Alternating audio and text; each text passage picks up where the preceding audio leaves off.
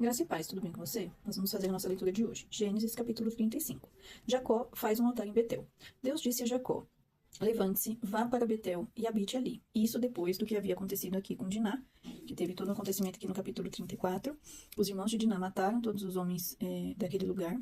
E aí Deus fala com Jacó: levante-se e vá para Betel, que é a casa de Deus, lá nos capítulos anteriores, né? E habite ali. Faça ali um altar ao Deus que lhe apareceu quando você fugia do seu irmão Esaú. Então fica lá em Gênesis 28, nos versículos 10 a 17, quando ele tem a visão da escada. E aí, Jacó, nesse lugar, ele ergue um altar ao Senhor, né? Constrói um altar e dá esse nome aqui, né? 2. Então Jacó disse à sua família e a todos que estavam com ele: joguem fora os deuses estranhos que há no meio de vocês. Purifiquem-se e troquem de roupa. Vamos nos preparar e ir para Betel. E aqui eu acho interessante, né, ele falar para jogar os deuses. Por quê? Lembram aqui em cima? Os irmãos haviam levado, né, pegado os bens e levado cativas as mulheres e as crianças. As mulheres e crianças eram de Canaã, então tinham costumes daquele lugar de Canaã. E eles adoravam outros deuses. Então por isso que ele fala aqui: se santifiquem. Porque eles vão para um lugar que Deus ordenou. Vamos nos preparar e ir para Betel. Farei ali um altar ao Deus que me respondeu no dia da minha angústia e me acompanhou no caminho por onde andei. Então deram a Jacó todos os deuses estranhos que tinham em mãos e as argolas que lhe pendiam as orelhas. E Jacó os escondeu debaixo do carvalho que está junto a Siquém.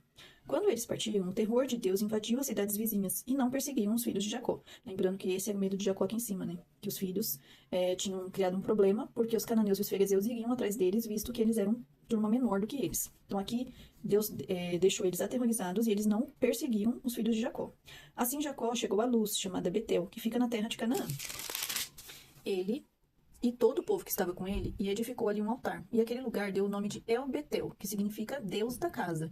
Então, Betel, casa de Deus, El-Betel, Deus da casa. Porque ali Deus havia se revelado a ele quando estava fugindo do seu irmão.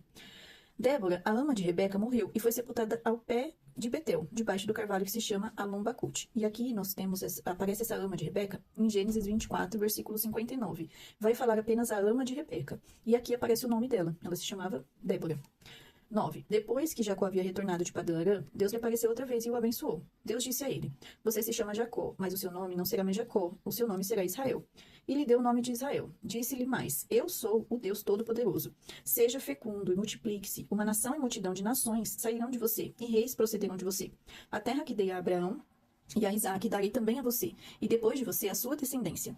E Deus se retirou dele, elevando-se do lugar onde havia lhe falado. Então Jacó pôs uma coluna de pedra no lugar onde Deus havia falado com ele, e derramou uma libação e azeite sobre ela, ao lugar onde Deus lhe havia falado. Jacó deu o nome de Betel, que ele já havia dado esse nome lá em Gênesis 28, 18 e 19. Quando Deus aparece a ele já tinha colocado esse nome, Betel. O nascimento de Benjamim e a morte de Raquel. Partiram de Betel, e havendo ainda pequena distância para chegar a Efrata, ou Efratá, né? Raquel deu à luz a um filho, um parto que foi muito difícil. Lembrando que Raquel só tinha, dela mesma, ela só tinha tido seu filho José. 17. Em meias dores, a parteira disse a Raquel: não tenha medo, pois você ainda terá esse filho. E aqui é a primeira menção de parteira que nós vemos, e a parteira, além de fazer o parto, ela tinha essa missão de encorajar, né? Então aqui ela encoraja a Raquel: não tenha medo. 18. Ao sair-lhe a alma, porque morreu, deu ao filho o nome de Benoni. Lembram que quem dá o nome, né, ali costumeiramente nas tribos foram as mulheres, né? E aí ela coloca o nome de Benoni, que significa filho da minha tristeza. Mas seu pai lhe chamou Benjamim, que significa filho da mão direita, significa felicidade, força e bênção. Assim Raquel morreu e foi sepultada no caminho de Efrata, que é Belém, que futuramente vai nascer Jesus, né, lá na frente. Jacó levantou uma coluna sobre a sepultura de Raquel. Esta é a coluna da sepultura de Raquel até o dia de hoje. Então Israel partiu e armou a sua tenda além da torre de Éder. E agora, a partir daqui, nós vamos começar a ver, citando Jacó como Israel. E aí a gente tem que prestar muita atenção aqui nas escritas, né, que trazem na palavra, né? Porque até então aqui era muito Jacó. E agora, ó, então Israel partiu. Então aqui tá falando de Jacó, né?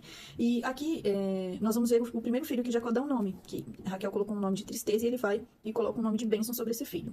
E aí um detalhe curioso aqui dessa história de Raquel, né? Que ela morre tendo seu segundo filho.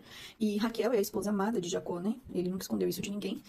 E lá em Gênesis 31, Raquel fala para Jacó, né? Dá-me filho, senão morro. E o interessante é que ela morreu dando à luz a um filho, né? Então é bem curioso essa parte aqui, porque lá atrás ela fala, me dá um filho, senão eu vou morrer.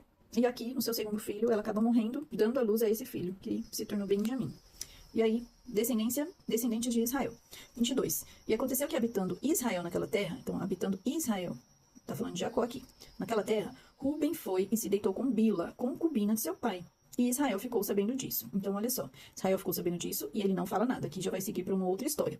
Porém, ele fica em silêncio. Porém, lá em Gênesis 49:4, quando Jacó vai dar a bênção para os 12 filhos, né? Para as tribos, na verdade, né? Não são só filhos. Vai ter uma ação e uma reação sempre à nossa conduta, né? Todas as nossas atitudes têm consequências, tanto boas quanto ruins, né?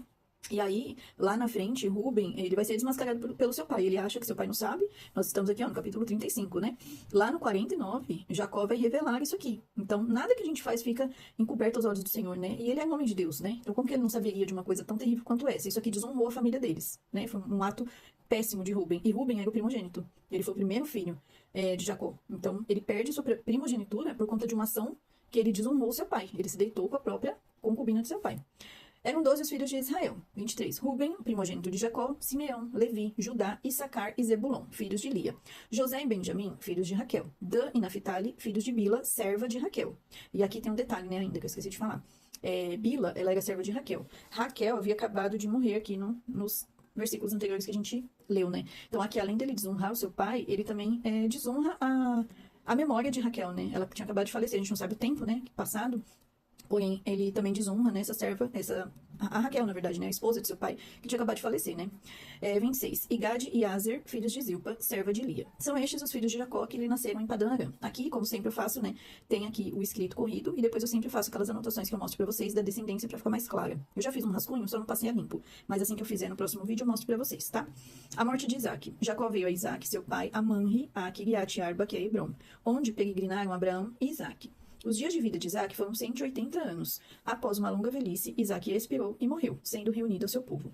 E Esaú e Jacó, seus filhos, o sepultaram. E aqui nós terminamos o capítulo 35. Muitas coisas aconteceram até aqui.